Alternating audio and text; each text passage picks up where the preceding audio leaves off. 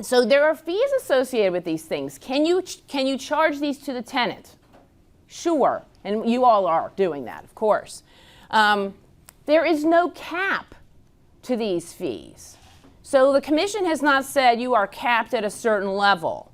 But you need to make sure that your folks understand exactly what the fees are for and if they're ever refundable. Do any of you ever give a refund for a background check or administrative fees? Are they always non-refundable? Anyone give refunds? And under what circumstances would you give a refund? It pissed me off and I want to go away. So he said they make him angry, and he wants them to go away. Sure, you know, there's sometimes a business decision you're making. If they're going to give you a ton of grief about getting their money back, do you want them to go to the real estate commission, right? What is the administrative fee that you charge? $45. Do you really want a complaint with the commission over $45 administrative fee? No, likely not, right? And you said you sometimes refund your fees too? We do.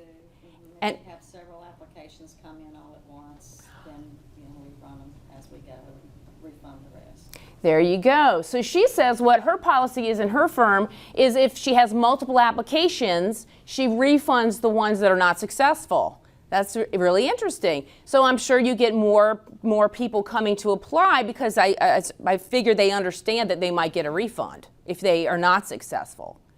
Well, Yeah. not successful, but if we accept one and there's 3 or 4 more there and they don't get processed, then we refund. Okay. All right. Yes. We've also toyed with the idea that they are successful, that to build that into their first month's rent and reduce that. I suppose that would be a refund of sorts.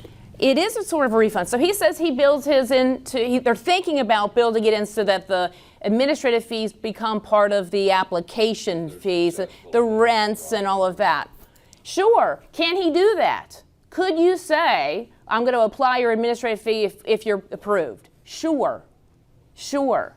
But what you want to make sure is that your paperwork says that clearly. So the cases that I've defended with the real estate commission are ones where it's a head scratcher. You know, there may or may not be a writing that it explains to the tenant what the fees are for. There may or may not be a writing about whether or not it's refundable. And so what happens is the tenant, of course, is not successful and says, I want my money back. And the firm says, well, no, you're not entitled to that money back. And ultimately, there's a fight about it. And then they go to the real estate commission. And sometimes they just go immediately to the real estate commission. They're not even going to talk to you about it. You know, they just say, oh, you know, you don't know what you're doing. I'm calling the cops. And then you're defending yourself. So make sure you have something in writing that they've signed, that they understand it. All right.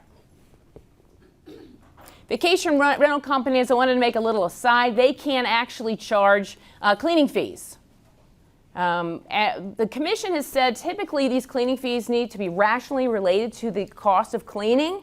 So they start to kind of look at vacation rentals and say, you know, okay, we want to see some math associated with your cleaning fees. We want to see the hourly rate for cleaners in our area is X. They have not done this with long-term rentals yet. There is no cap for your application fees. So you can make a little money off of your applications if you so choose.